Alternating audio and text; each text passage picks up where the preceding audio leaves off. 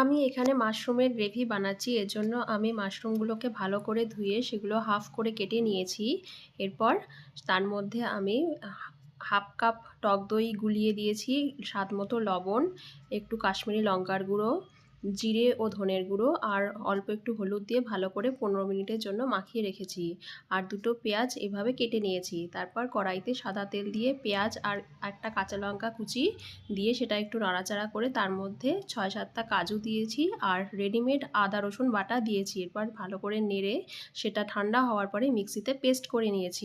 অন্যদিকে আমি একটা হাফ পেঁয়াজ আর একটু ক্যাপসিকাম কেটে নিয়েছি। আবার সেই কড়াইতেই সাদা তেল দিয়ে তেজপাতা আর বড় এলাচ দিয়ে সমস্ত ক্যাপসিকাম, পেঁয়াজ সমস্ত কিছু দিয়ে একটু ভাজা হওয়ার পরে যে পেস্টটা বানিয়ে রেখেছিলাম সেটা দিয়েছি আর স্বাদমতো লবণ, হলুদ, কাশ্মীরি লঙ্কার গুঁড়ো, জিরে ও ধনের গুঁড়ো দিয়ে আর একটু টমেটো কেচাপ দিয়ে ভালো করে কষিয়ে মিক্সির মধ্যে যে জলটা ছিল সেটাও দিয়ে ভালো করে কষিয়ে কড়াইটা ঢাকা দিয়েছি। মশলা থেকে তেল ছেড়ে আসার পরে ম্যারিনেট করে রাখা মাশরুমগুলো দিয়ে 10-15 মিনিট ঢাকা দিয়ে রেখে দিয়েছি। এরপরে গরম মশলার গুঁড়ো, সামান্য চিনি আর কাসুরি মেথি দিয়ে নামিয়েছি। চাইলে ক্রিমও দেওয়া যায়, কিন্তু আমি এখানে আর ক্রিম দিইনি। রেসিপিটা খেতে দারুণ হয়েছে।